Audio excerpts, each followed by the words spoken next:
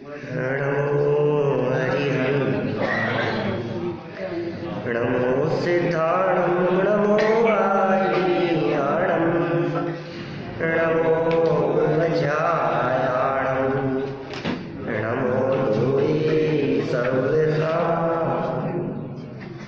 जिन स्वानुभूति से गिरी मम स्वानुभूति मत श्री विमल धारा जैन शुद्ध आनंद अमृत से भरी समता प्रभाव भावती रागादि विकल्प तोड़ी के माँ सरस्वती प्रतिभाव वंदन दृष्टि निज में जोड़ी के दृष्टि निज में जोड़ी।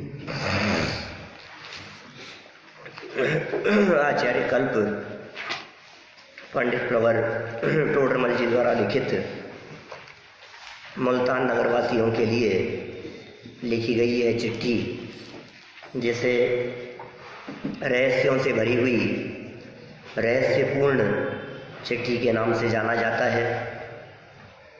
यहाँ अतीन्द्रिय आनंद इसको मन जनित कहकर के पुकारा गया। माने ये अतीन्द्रिय आनंद मन से जन्म लेने वाला है। इस आनंद का जन्म मन से होता है। कभी ऐसा भी कहते हैं और कभी ऐसा कहते हैं कि मन से नहीं होता, ये तो अतीन्द्रिय होता है। तो ऐसी दोनों ही बातें मिलती है। विवक्षा का भेद है, वास्तव में कोई विरोध नहीं है। ये बात इन्होंने यहाँ कही, विरोध नहीं है, विवक्षा भेद है। अपेक्षा अलग अलग है। अपेक्षा समझ में आ जाए तो विरोध नहीं दिखता, और अपेक्षा नहीं समझ में आए तो हमें विरोध दिखाई देने लगता है। ऐसा ही स्वरूप है। देखिए 344 नंबर पेज पर, तथा तुमने लिखा कि आत्मा अतीन्द्रिय है, इसलिए अतीन्द्रिय द्वारा ही ग्रहण किया जाता है। सो भाई जी, मन अमूर्तिक का भी ग्रहण कर लेता है। मन के द्वारा अमूर्तिक विषयों का भी ग्रहण होता है, क्योंकि मति श्रुति ज्ञान का विषय सर्वद्रव्य कहे है। उक्तम चे तत्वार सूत्रे, तत्वार सूत्र में जैसा कि कहा गया है, मति श्रुति और निबंधो द्रव्येषु सर्व पर्यायेषु। मति ज्ञान और श्रुति ज्ञान का संबंध सभी द्रव्यों के साथ में है, किंतु उनकी सभी पर्यायों के साथ में नहीं है। देखिए आगे, तथा तुमने प्रत्यक्ष परोक्ष का प्रश्न लिखा था। देखो पता लग रहा है, चिट्ठी से पता लग रहा है प्रश्न क्या लिखा था, चर्चा क्या आई थी। आत्मा का अनुभव प्रत्यक्ष है कि परोक्ष है, या फिर सम्यक दर्शन प्रत्यक्ष होता है कि परोक्ष होता है। सम्यक दर्शन की प्रत्यक्ष परोक्षता के बारे में प्रश्न लिखा था। सो भाई जी, प्रत्यक्ष परोक्ष तो सम्यक्त्व के भेद है नहीं। सम्यक दर्शन में क्या प्रत्यक्ष और क्या परोक्ष? प्रत्यक्ष और परोक्ष पना तो ज्ञान में होता है, प्रत्यक्ष परोक्ष पना सम्यक्त्व में नहीं होता। चौथे गुणस्थान में सिद्ध समान क्षायिक सम्यक्त्व हो जाता है। गुणस्थान चौथा, और क्षायिक सम्यक्त्व कैसा है? सिद्धों जैसा। जैसा सिद्ध भगवान के है उसी तरह का सम्यक्त्व चौथे गुणस्थान में भी हो जाता है। इसलिए सम्यक्त्व तो केवल यथार्थ श्रद्धानुरूप ही है। सम्यक दर्शन तो हाँ श्रद्धानुरूप है, माने श्रद्धा बदली है। आत्मा के बारे में दृढ़ प्रतीति हुई है, यथार्थ प्रतीति हुई है। हाँ, ये बात समझ लेना आप, बहुत महत्वपूर्ण बात कहता हूं। यथार्थ ज्ञान के बिना यथार्थ प्रतीति नहीं हो सकती। यद्यपि सम्यक दर्शन यथार्थ प्रतीति का नाम है।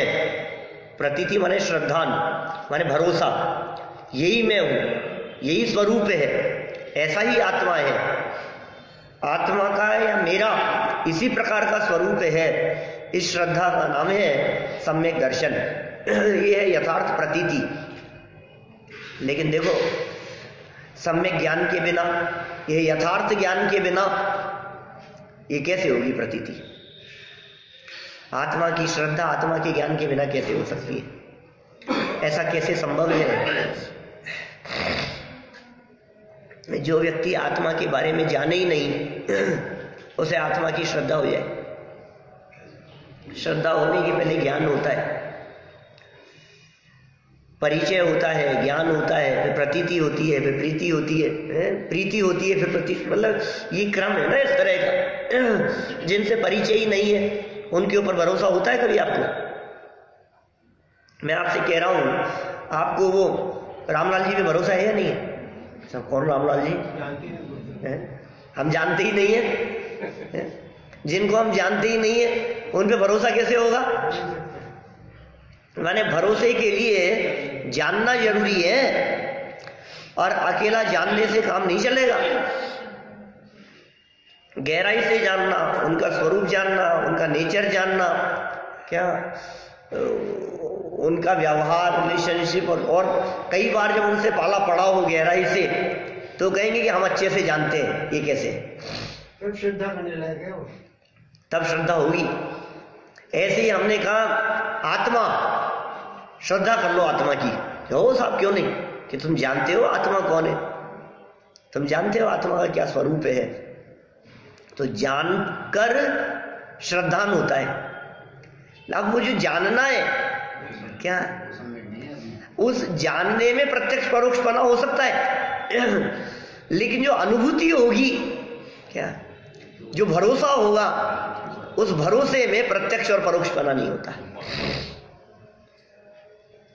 जैसे मान लीजिए किसी व्यक्ति के बारे में हमने जाना, सब तरफ से जान लिया, और जान करके हमें भरोसा हुआ। अब ये जो भरोसा हुआ है, ये भरोसा प्रत्यक्ष है कि परोक्ष है? अरे प्रत्यक्ष परोक्ष का भेद ही नहीं होता इस प्रतीति में। ये भेद सम्यक्त्व के नहीं है, ये भेद तो ज्ञान के है। देखिए क्या लिखा यहां, सम्यक्त्व तो केवल यथार्थ श्रद्धान रूप ही है। वह जीव शुभाशुभ कार्य करता भी रहता है, इसलिए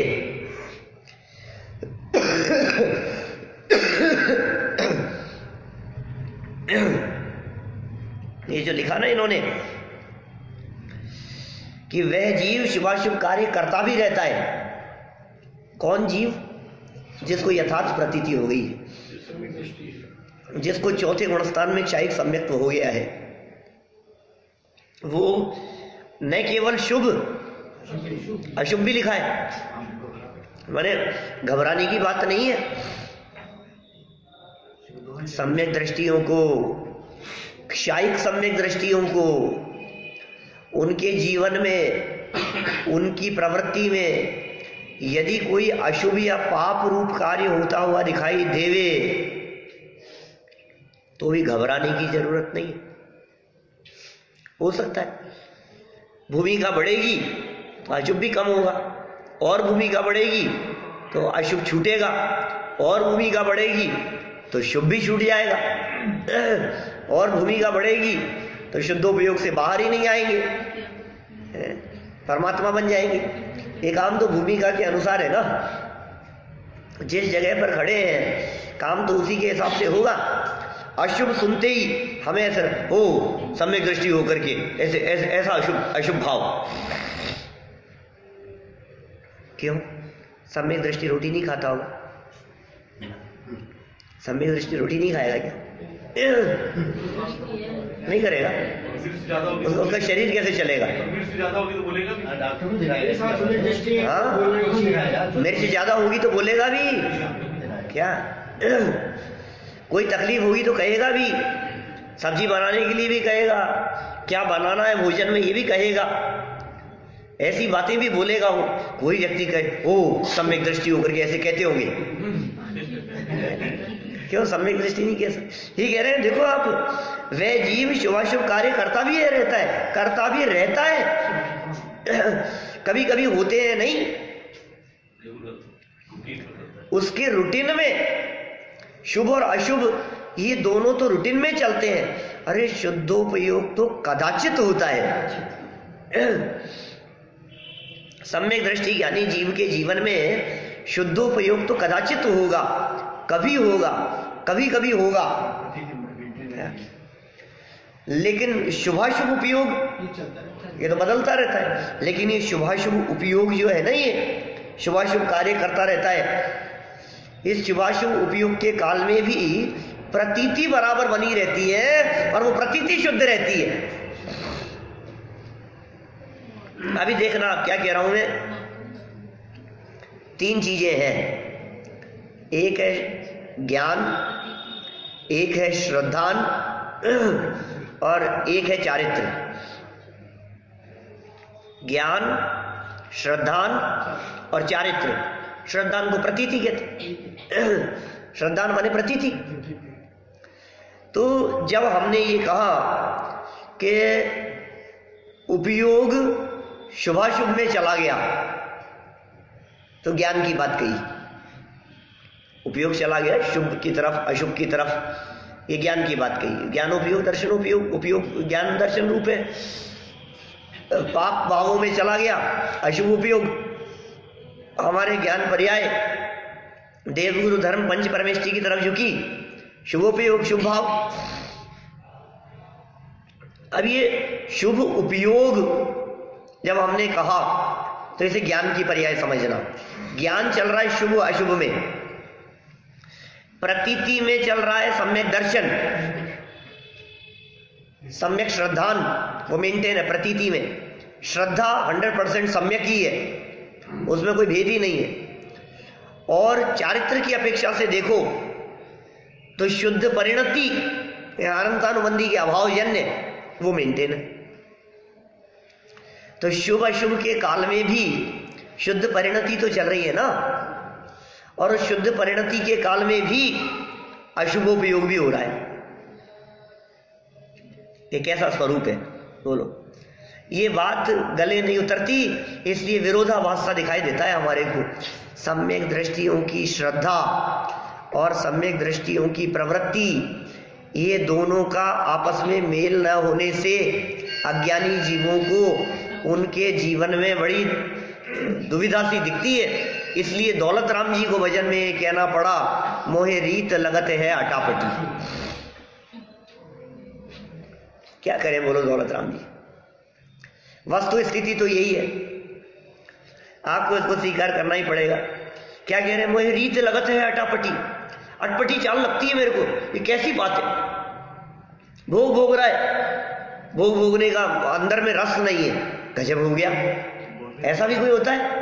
बिना रस के भोग भोग रहा हूं, बिना रस के भोग भोग रहा है। देखो आप, नरक में लड़ रहा झगड़ रहा है और कह रहे हैं बाहर में रिकॉर्डिंग में दिख रहा है, उसके बावजूद भी अंतर सुख रस घटाघटी, अनंतानुबंधी और मिथ्यात्व के अभाव जन्य अपने ज्ञायक भगवान आत्मा के अवलंबन से उत्पन्न होने वाले अतीन्द्रिय सुख का रसास्वादन करता है। ये कैसी चाल है? एक कषायों के अंदर लड़ता झगड़ता हुआ कृष्ण लेशिया का परिणाम सोचो आप। कृष्ण लेशिया का परिणाम बहुत तीव्र परिणाम है। कोई बात नहीं, कृष्ण लेशिया का परिणाम होवे तो भी सम्यक दर्शन हो सकता है, और शुक्ल लेशिया का परिणाम हो तो भी मिथ्या दृष्टि रह सकता है।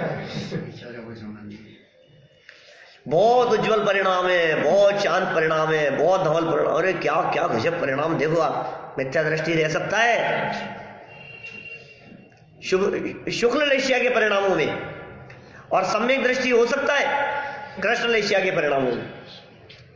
इसलिए लेशिया के परिणाम तो क्षणिक है भाई। लेशिया के परिणामों में तो उतार चढ़ाव होती रहती है, और नरकों में तो मेंटेन रहे। मानो कृष्ण लेशिया है तो कृष्ण ही मेंटेन रहे। आगे आइए सब। कृष्ण लेशिया हो तो कृष्ण मेंटेन रहे, शुक्ल हो तो शुक्ल मेंटेन है, स्वर्गों में स्वर्ग के क्रम से के हिसाब से है ना, नरकों में भी क्रम के हिसाब से उसी तरह की लेशिया है, क्या फर्क पड़ता है। सम्यक दृष्टि का अंतरंग बदल गया है। बाहर में परिस्थितियां बदले या न बदले, बाहर में जगत के जीवों को कैसा भी दिखाई देवे, अंदर में उसकी पूरी दुनिया बदल गई है। अंदर में उसका नजरिया बदल गया है, श्रद्धान बदल गया है, दृष्टिकोण बदल गया है, मैं कौन हूं ये मान्यता बदल गई है अपने आप के बारे में। जैसे नहीं होता है ऐसा, किसी के बारे में धारणा है, वो धारणा बदल गई, अब धारणा बदल गई तो बदल गई, खत्म, खेल और क्या है। ये अपने हैं क्या, ये एक धारणा है, और ये अपने नहीं है, एक धारणा है। अब आपकी धारणा बदल गई, देखो संबंध हुआ और धारणा बदल गई कि ये तो अपने हो गए, ये अपने, अब उनके सुख दुख के साथ में जुड़ान हो गया, संबंध तोड़ दिया, बोले अब इनसे अपना कोई लेना देना नहीं है, अब ये इनका हम हमारे, उनकी वो जाने हमारी हम जाने। देखिए टूट गया श्रद्धान, भ्रम था वो टूट गया। ये कह रहे हैं यहाँ पर, देखो आप, सम्यक दृष्टि जीव जो है, वह जीव कैसा है, वो जीव शुभाशुभ कार्य करता भी रहता है, कर रहा है वो जीव, शुभ कार्य भी कर रहा है, अशुभ कार्य भी कर रहा है, और किंचित कदाचित शुद्धोपयोग भी होता है। इसलिए तुमने जो लिखा था कि निश्चय सम्यक्त्व प्रत्यक्ष है और व्यवहार सम्यक्त्व परोक्ष है, तो ऐसा नहीं है। निश्चय सम्यक्त्व तो प्रत्यक्ष होगा, व्यवहार सम्यक्त्व परोक्ष होगा, भेद ही नहीं है भाई साहब। सम्यक दर्शन में क्या प्रत्यक्ष परोक्ष बना, सम्यक दर्शन में जो प्रतीति है वो तो सदा काल है ही। हाँ, आत्मा के प्रत्यक्ष परोक्ष बने की बात करो तो सम्यक दर्शन के काल में चौथे गुणस्थान में वो आत्मा प्रत्यक्ष नहीं होता, केवल ज्ञान होने पे प्रत्यक्ष होता है। प्रत्यक्ष माने पूरी तरह से दिखना, क्या प्रत्यक्ष माने डायरेक्ट दिखना, प्रत्यक्ष माने आत्मा के प्रदेश प्रदेश स्पष्ट दिखने लगे, उसका नाम है प्रत्यक्ष। अभी प्रत्यक्ष और परोक्ष का क्या स्वरूप है ये आगे बतलाएंगे, खोलेंगे ना थोड़ा सा और, प्रत्यक्ष परोक्ष सामव्यावहारिक पारमार्थिक प्रत्यक्ष और ये सब खोलेंगे धीरे धीरे। मतलब चिट्ठी लिखना शुरू किया है, अभी तो अपन ने आधी भी नहीं पढ़ी चिट्ठी, पढ़ ली क्या अभी अपन ने, पढ़ ली आधी तो पढ़ ली अपन ने, आधी तो पढ़ चुके, आधी हुई है क्या। अभी देखो क्या कहते हैं, तो ऐसा नहीं है भाई, निश्चय सम्यक्त प्रत्यक्ष और व्यवहार सम्यक्त परोक्ष, ऐसा नहीं है। सम्यक्त्व के तो तीन भेद हैं, वहां उपशम सम्यक्त्व और क्षायिक सम्यक्त्व तो निर्मल है, क्योंकि वे मिथ्यात्व के उदय से रहित हैं, और क्षयोपशम सम्यक्त्व समल है, क्योंकि सम्यक्त्व मोहनी के उदय से सहित है। परंतु इस सम्यक्त्व में प्रत्यक्ष परोक्ष के कोई भेद तो नहीं है। सम्यक दर्शन के तीन भेद हमने 9वें अधिकार में पढ़े हैं, पहले बहुत चर्चा की है उसके बारे में। औपशमिक सम्यक्त्व, क्षयोपशमिक सम्यक्त्व, क्षायिक सम्यक्त्व, है ना, ये तीन जो सम्यक्त्व है, क्या था, अच्छा, तो ये जो तीन प्रकार के सम्यक्त्व हैं, इन तीन प्रकार के सम्यक्त्वों में औपशमिक सम्यक्त्व को क्षायिक सम्यक्त्व के समान निर्मल कहा गया। ये दोनों सम्यक्त्व एक जैसे, औपशमिक सम्यक दर्शन, क्षायिक सम्यक दर्शन, फर्क तो है लेकिन शुद्धता की दृष्टि से देखो तो दोनों एक समान है, क्योंकि एक में जल में मौजूद अशुद्धता नष्ट हो गई है और दूसरे में वो अशुद्धता पूरी तरह से 100% दब जाने के कारण पानी में से जैसे अशुद्धता निकल गई थी ना, तब जैसा निर्मल था, अशुद्धता के दब जाने पर भी वो पानी वैसा ही निर्मल दिखाई दे रहा है। कांच के गिलास में पानी है, एक गिलास में पूरा साफ पानी है, क्लीन है, शुद्ध है। दूसरे गिलास में अशुद्धता थी, गंदा दिख रहा है पानी हमारे को। उसमें ऊपर से कतक फल का उदाहरण दिया आचार्यों ने, फिटकरी डाले। फिटकरी डालने से क्या हुआ, 2-5 मिनट में ही वो जो कुछ देर में जो पानी जो था ना, जो गंदा हिल रहा था, उसकी पूरी की पूरी गंदगी सब सब सब सब सब नीचे बैठ गई, बिल्कुल नीचे बैठ गई।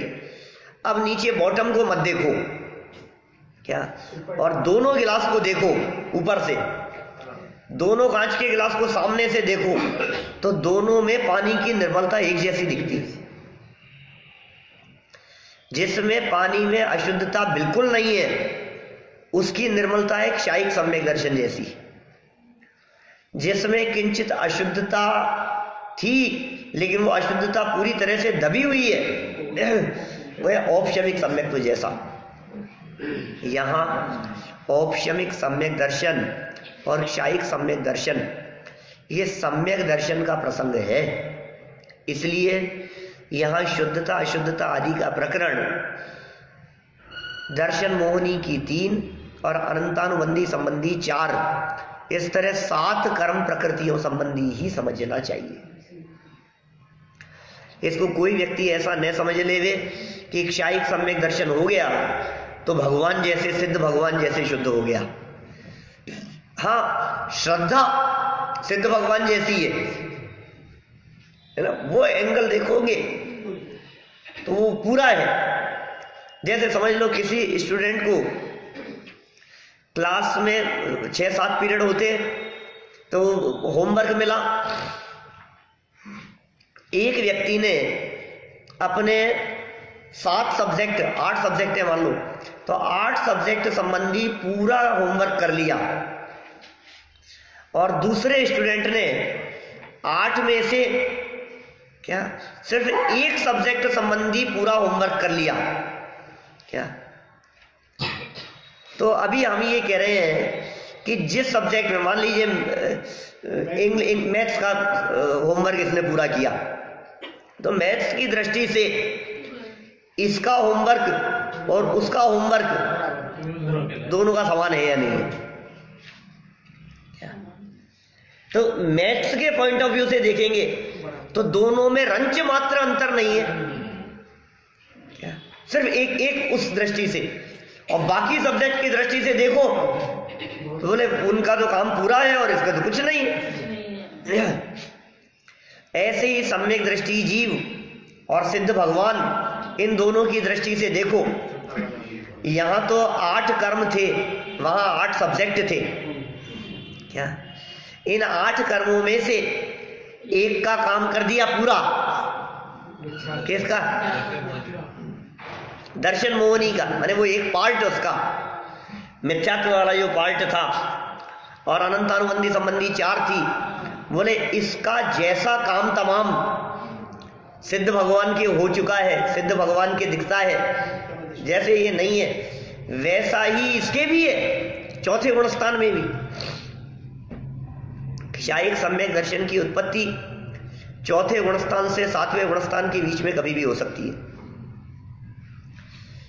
क्षयोपशम सम्यक दर्शन क्षायिक सम्यक दर्शन में बदलता है। तो बोलो ये जो प्रतीति है, इस क्षायिक सम्यक दर्शन रूपी प्रतीति की दृष्टि से देखो तो सिद्धों में और इनमें, इन दोनों में क्या अंतर है, दोनों एक समान है कि नहीं है। हमारी ये बात सुनकर कोई सामने वाला व्यक्ति ये कहे कैसे बराबर कह रहे हो आप इनको दोनों,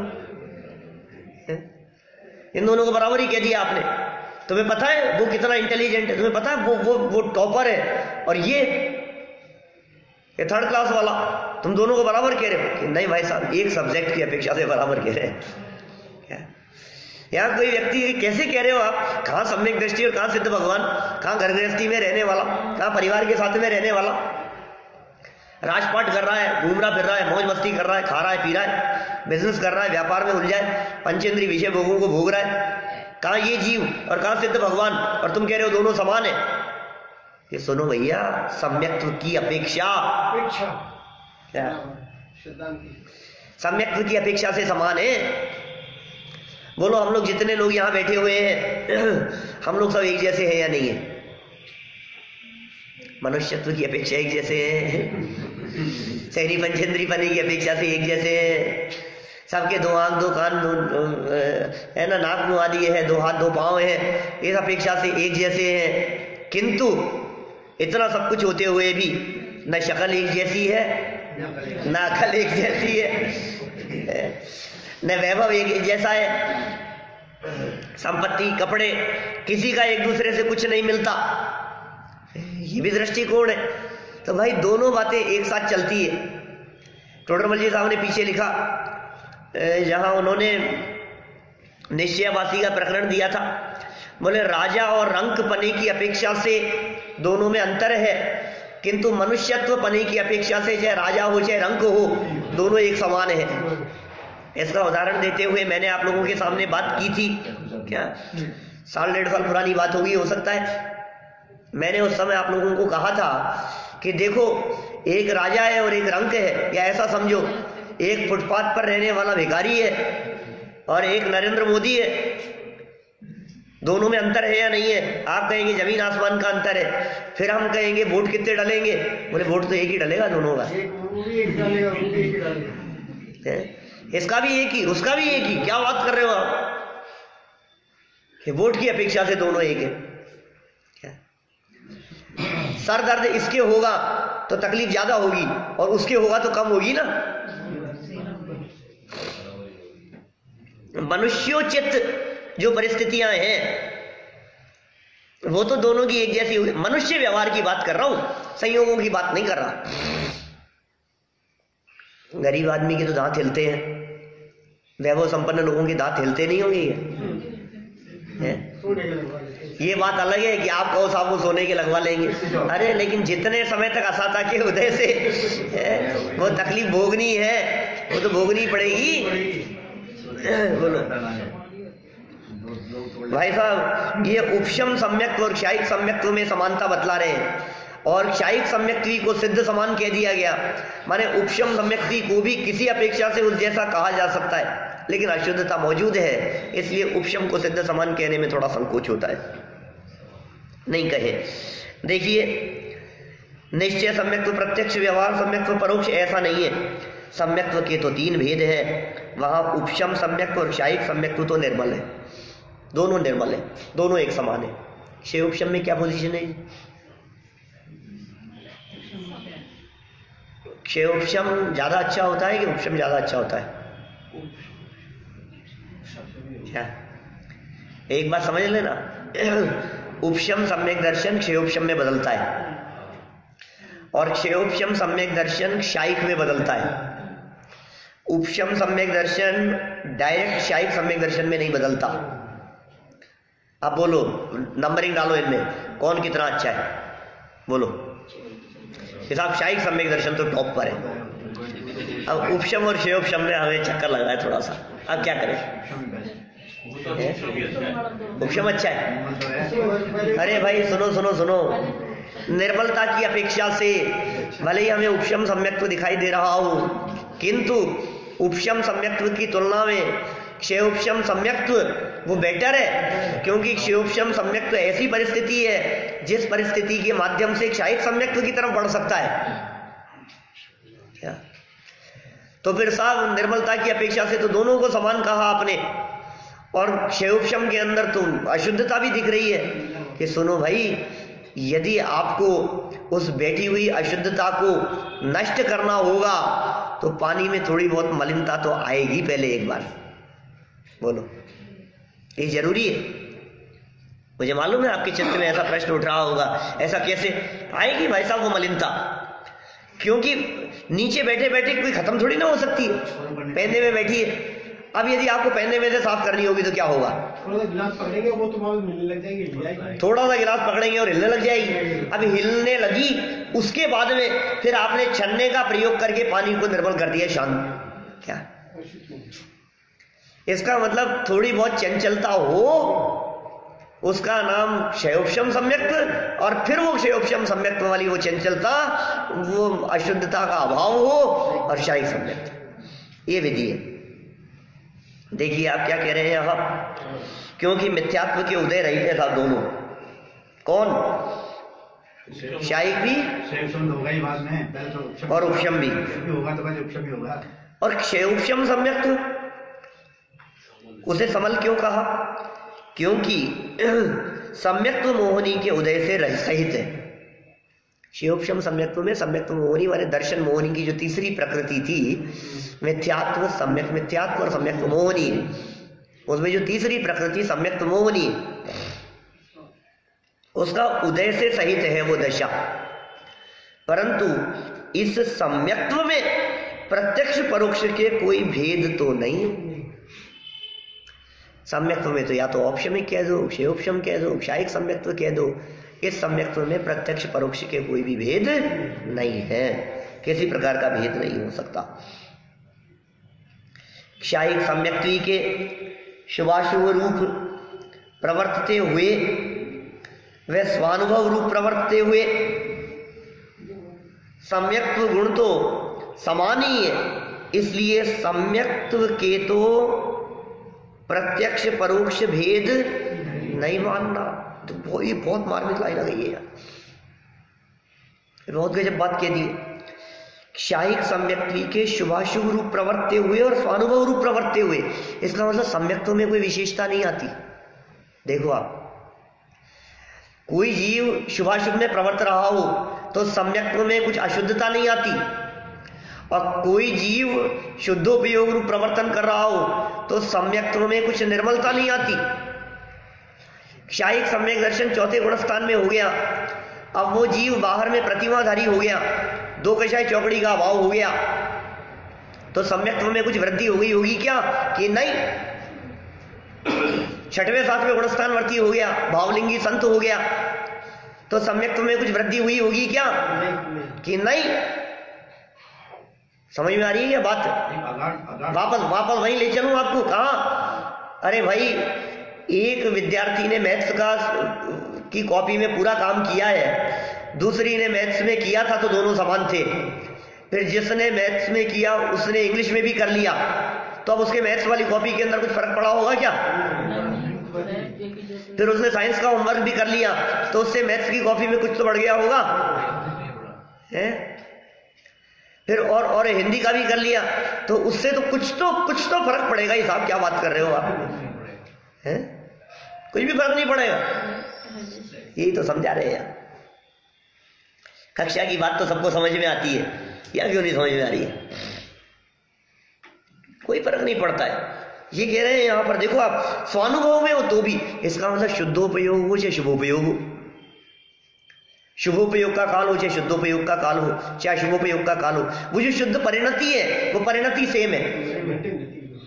एक कषाय चौकड़ी के अभाव जन्य। सम्यक दर्शन की बात कर रहे हैं अभी तीनों में। अभी सिद्ध भगवान को एक तरफ रखना, अभी मुनिराजों को एक तरफ रखना, अभी पंचम गुणस्थानवर्ती की बात नहीं है, अभी चौथे गुणस्थानवर्ती की बात करो। चौथे गुणस्थान के काल में कभी शुभ, कभी अशुभ और कभी शुद्धोपयोग। इन तीनों के काल में हम आपसे पूछ रहे हैं शुद्ध परिणति में क्या फर्क है? हम आपसे पूछ रहे हैं अनंतानुबंधी और मिथ्यात्व के अभाव में क्या फर्क है?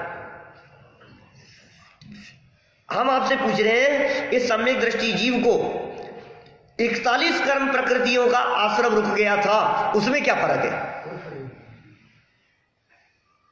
बोलो। तीनों ही सम्यक्त्व में 41 कर्म प्रकृतियों का संवर है ना। मिथ्यात्व संबंधी 16, अनंतानुबंधी संबंधी 25, कुल 41 कर्म प्रकृतियों का संवर है। दोनों ही प्रकार के, तीनों ही प्रकार के सम्यक्त्व में यदि इनका संवर वहां मौजूद है, तो हम ये कह रहे हैं कोई फर्क नहीं पड़ता है। उपयोग अंदर हो तो भी कोई फर्क नहीं पड़ता है, उपयोग बाहर हो तो भी कोई फर्क नहीं पड़ता है। ठीक उसी प्रकार जिस तरह के आपके चित्त में आपके नाम संबंधी, आपके मनुष्यत्व संबंधी जो प्रतीति बराबर बनी हुई है, यही मैं हूं। बिजनेस करते समय भी, सोते समय भी बदल नहीं जाती है। मैं संजीव गोधा हूं, बदल नहीं जाती है। ये मिथ्या प्रतीति बराबर चल रही है, यही मैं हूं, यही मैं हूं, यही मैं हूं। सोते समय भी, खाते समय भी, नहाते समय भी याद कितनी बार करना पड़ता है?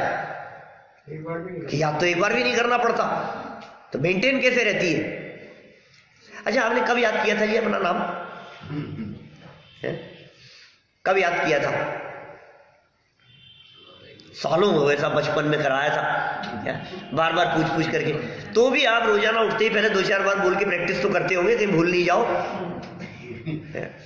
रोजाना नहीं करो तो सप्ताह में 1 बार करते होंगे, महीने में 1 बार करते होंगे, कभी कभी तो याद करते होंगे, ये मेरा नाम है भाई, भूल नहीं जाओ। देखो ध्यान, गड़बड़ी नहीं हो जाए।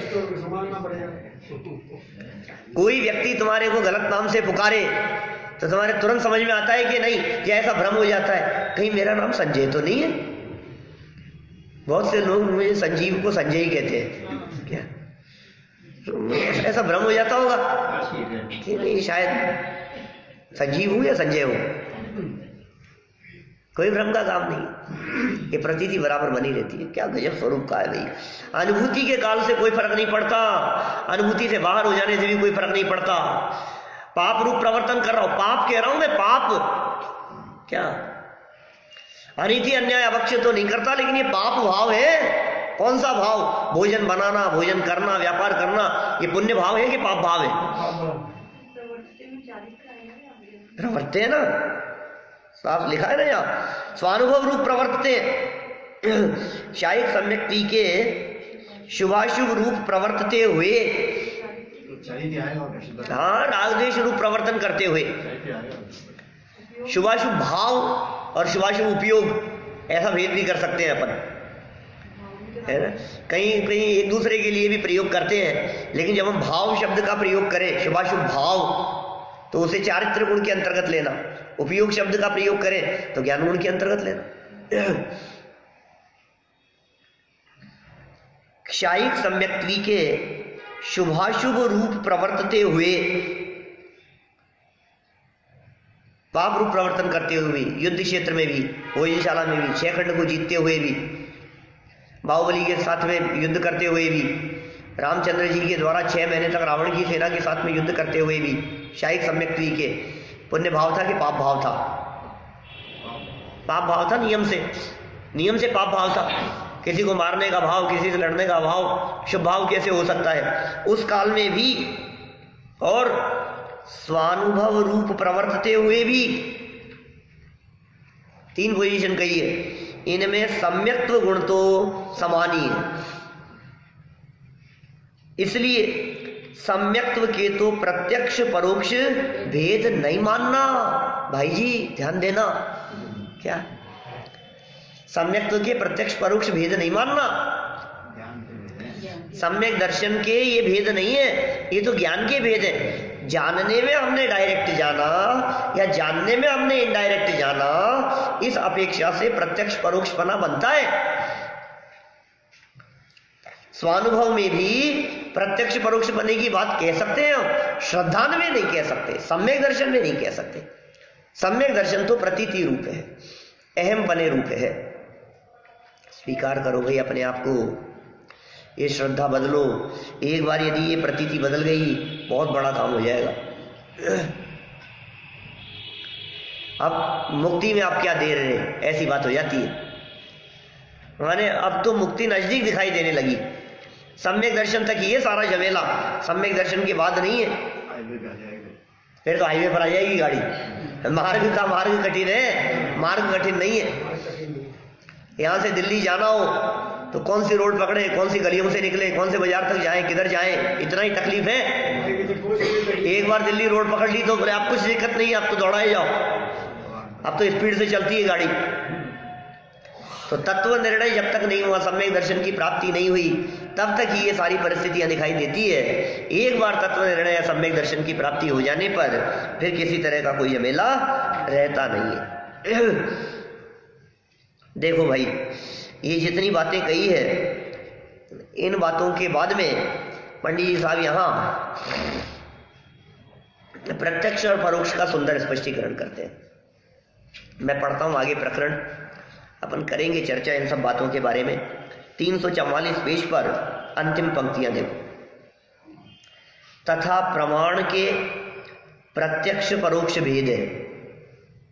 प्रत्यक्ष प्रमाण, सम्यक ज्ञानम प्रमाण, ज्ञान को प्रमाण कहते हैं, ज्ञान प्रमाण है। न्याय शास्त्रों की परिभाषा अलग प्रकार की है, स्वापूर्वार्थ व्यवसायत्मक ज्ञानम प्रमाणम। देखो प्रमाण किसका नाम है? ज्ञान का नाम, ज्ञान प्रमाण है। और वो प्रमाण के दो भेद हैं, एक प्रत्यक्ष और एक परोक्ष, है ना। ये याद करना, मैं भी जो बतला रहा हूँ ये सारी बातें याद करना, कल ये भेद प्रभेद बताना कल और सुबह, है ना। तो ख्याल में आए थोड़ा सा, ये दिमाग में किसके कौन कौन से भेद होते हैं, प्रत्यक्ष के कौन से भेद होते हैं, परोक्ष के कौन से भेद होते हैं, प्रत्यक्ष प्रमाण क्या होता है, परोक्ष प्रमाण क्या होता है, ये सब स्वरूप हम भी करेंगे यहाँ चर्चा। लेकिन शब्दों से थोड़ा बहुत यदि आप लोगों को परिचय होगा ना तो समझने में थोड़ी सुविधा रहेगी। क्या कहा? प्रमाण के प्रत्यक्ष परोक्ष भेद है, सो प्रमाण सम्यक ज्ञान है। प्रमाण तो ज्ञान है, सम्यक ज्ञान है। इसलिए मति ज्ञान श्रुत ज्ञान तो परोक्ष प्रमाण है, अवधि मने पर्याय केवल ज्ञान प्रत्यक्ष प्रमाण है। ये दो भेद कर दिए प्रमाण के, प्रत्यक्ष और परोक्ष। और प्रत्यक्ष हो या परोक्ष हो दोनों ही प्रमाण है। क्या कहा? प्रत्यक्ष हो या परोक्ष हो दोनों ही प्रमाण है, और जो प्रमाण है वो सम्यक ज्ञान है। इसका मतलब प्रत्यक्ष परोक्ष आदि सभी सम्यक ज्ञान है। समझ में आ रही है बात? उमा स्वामी आचार्य ने नहीं कहा मति श्रुतावधि मने पर्याय केवलानि ज्ञानम, फिर कहा तत्प्रमाणे, तत्प्रमाणे सब प्रमाण है। फिर ये कहा आगे आद्य परोक्षम प्रत्यक्षम अन्यत्। 9वें सूत्र में उन्होंने कहा मति श्रुतावधि मने पर्याय केवलानि ज्ञानम। 10वें सूत्र में कहा तत्प्रमाणे। 11वें सूत्र में कहा प्रत्यक्षम अन्यत्, नहीं आद्य परोक्षम। और 12वें सूत्र में कहा प्रत्यक्षम अन्यत्। आद्य परोक्षम, आद्य द्विवचन का प्रयोग किया है, शुरू के दो द्विवचन देने का प्रयोजन क्या है? शुरू के दो माने मति और श्रुत, परोक्षम ये परोक्ष ज्ञान है, मति ज्ञान और श्रुत ज्ञान। दौलत राम जी ने शेड़ाला में लिखा मति श्रुत दो ये परोक्ष अक्ष मन ते उपजाही। मति ज्ञान और श्रुति ज्ञान दोनों परोक्ष हैं क्योंकि इंद्रियों और मन से उत्पन्न होते हैं। और प्रत्यक्षम अन्यत, अन्य जो बच गए हैं वो कैसे हैं? बोले वो सब प्रत्यक्ष है, माने अवधि ज्ञान, मने पर्याय ज्ञान और केवल ज्ञान, ये सब कैसे हैं? ये प्रत्यक्ष ज्ञान है। अभी इनके भेद दूसरे प्रकार से भी है, वो भी बताएंगे। प्रत्यक्ष के साम व्यावहारिक पारमार्थिक करेंगे, फिर साम व्यावहारिक के अंदर मति श्रुत लेंगे, फिर पारमार्थिक के अंदर अवधि मने पर्याय केवल ज्ञान बतलाएंगे, फिर परोक्ष में स्मृति प्रतिविज्ञान तर्क अनुमान आगम की बात करेंगे। तो इतने भेद तक आपको याद होने चाहिए। साम व्यावहारिक, पारमार्थिक, 5 ज्ञान के भेद, 5 ज्ञानों के नाम, और फिर स्मृति प्रतिविज्ञान तर्क अनुमान और आगम। इतनी बातें यदि आपको नाम याद होंगे सब, तो कल जब हम अपन इनके स्वरूप की चर्चा करेंगे तो बातें समझ में आएगी। स्मृति क्या है, प्रतिविज्ञान क्या है, तर्क अनुमान आगम क्या है, उनको कैसा कैसा कहा गया, उनको समझने के लिए ये जानना जरूरी है पहले। चलो हाँ मैं आऊंगा ना, कल तक तो हूँ मैं, कल शाम को निकलूंगा भोपाल के लिए, पंचकल्याण में है वहाँ चल रहा है, तो कल तक तो है ही। थोड़ी बहुत चर्चा आप करना, फिर मैं आकर के समझाऊंगा कल सुबह। देखो ऐसा सूत्र वचन है, तथा तर्क शास्त्र में प्रत्यक्ष परोक्ष का ऐसा लक्षण कहा है। प्रत्यक्ष परोक्ष का लक्षण क्या कहा है तर्क शास्त्रों में?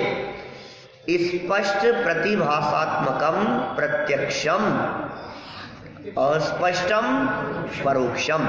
तोड़ दिया मैंने उसको, संधि विच्छेद करके पढ़ दिया मैंने। स्पष्ट प्रतिभासात्मकम, स्पष्ट प्रतिभास, बिल्कुल स्पष्ट, जहां स्पष्टता है, जहां निर्मलता है, विशदम प्रत्यक्षम, ऐसी भी व्याख्या मिलती है। तो स्पष्ट प्रतिभासात्मकम प्रत्यक्षम, वो प्रत्यक्ष है। और म के आगे उसमें से क्या निकला? अ। तो अस्पष्टम परोक्षम, जो स्पष्ट ना हो, जो अस्पष्ट हो, वो परोक्ष है। अब ये स्पष्टता अस्पष्टता क्या चीज है, कैसे उनके भेद प्रभेद है, इन सब की चर्चा अपन फिर आगे करेंगे। अभी की बात को हम यही विराम देते हैं।